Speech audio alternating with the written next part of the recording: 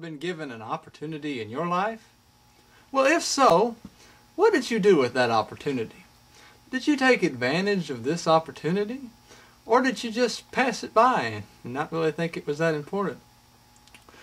Well, I'm here today to talk to you about opportunities and how you can better use them.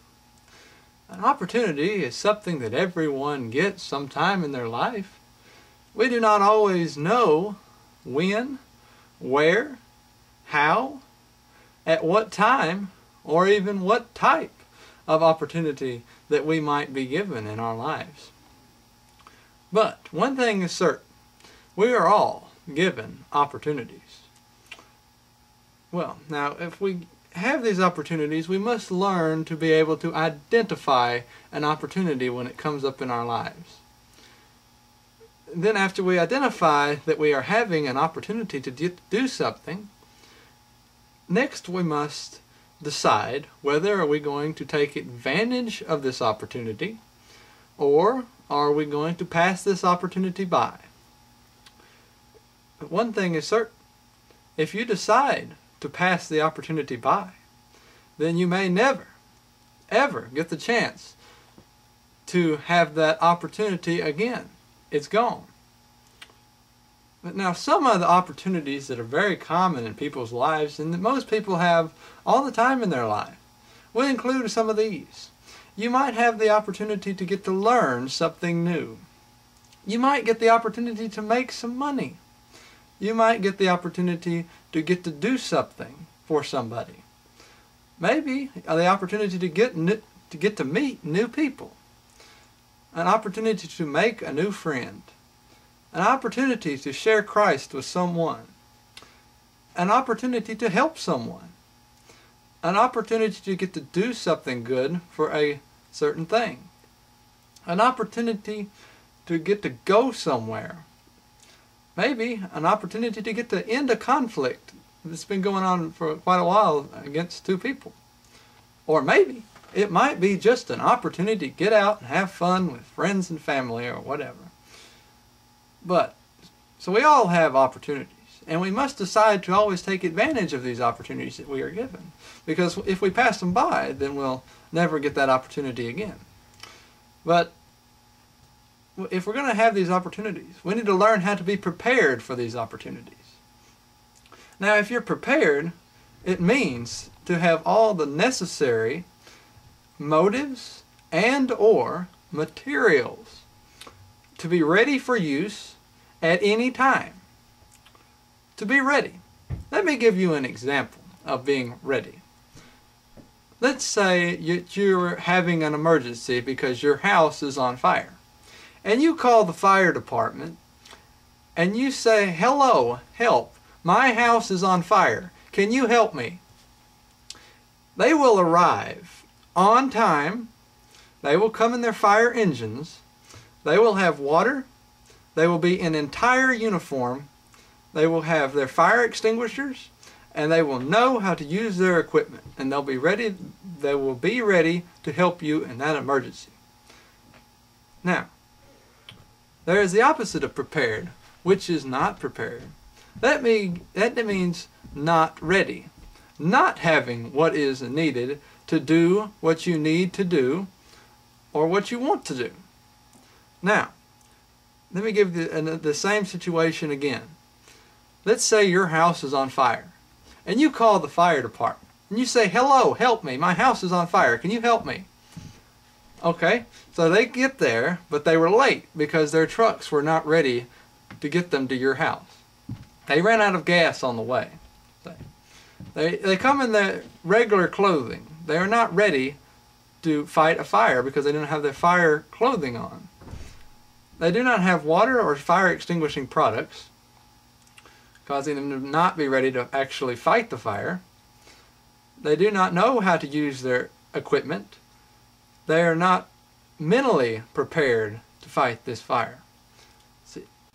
So, it makes you wonder, is it okay to be 1% ready and be 1% not ready for something? You know, we'll let the Bible answer that question. You know, in Matthew there is many things about people in Matthew who are given opportunities, and if they were prepared for that opportunity, or if they were not prepared for that opportunity, if they took advantage of the opportunity, or if they passed it by. There are many examples of that in the book of Matthew, but the one I want to look at today would be the parable of the 10 virgins. That is found in Matthew chapter 25, 1 through 13. It says, "Then the kingdom of heaven shall be compared to the 10 virgins, who took their lamps and met the bridegroom. 5 of them were foolish, 5 of them were wise. For the foolish took their lamps, and they took no oil with them. But the wise took flasks of oil with them in their lamps. As the bridegroom was delayed, they all slumbered and slept. But at midnight there was a cry, 'Behold, the bridegroom, come out and meet him.' Then all the maidens arose and trimmed their lamps, and the foolish said to the wise, 'Give us some of your oil, for our lamps are going out.' But the wise replied, 'Perhaps there will not be enough for ourselves. Go into the city and buy oil for yourselves.'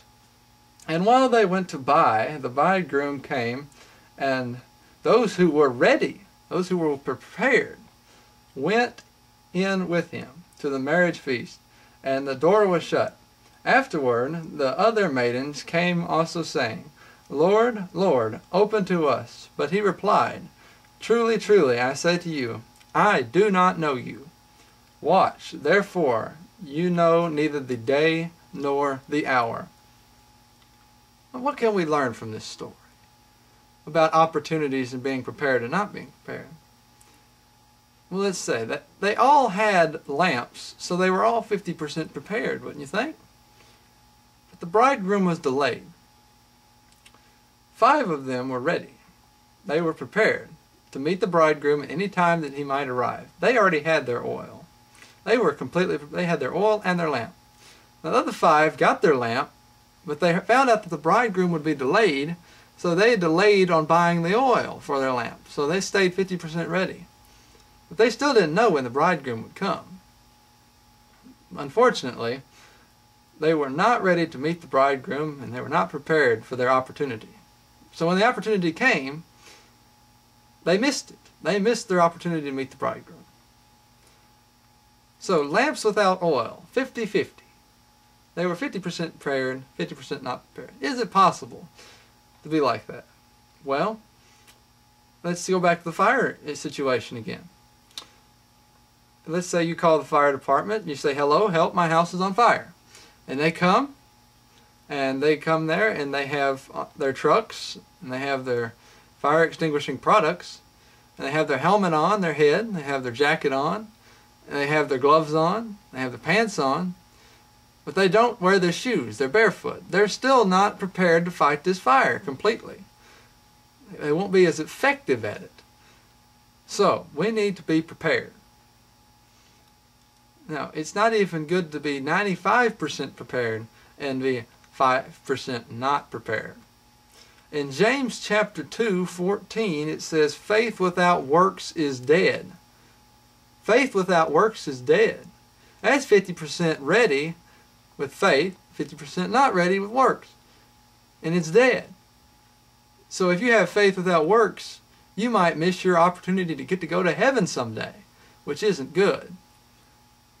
So, you have the opportunity today to obey the gospel so that you can live your life for Christ as a Christian. And you will have the hope of heaven someday.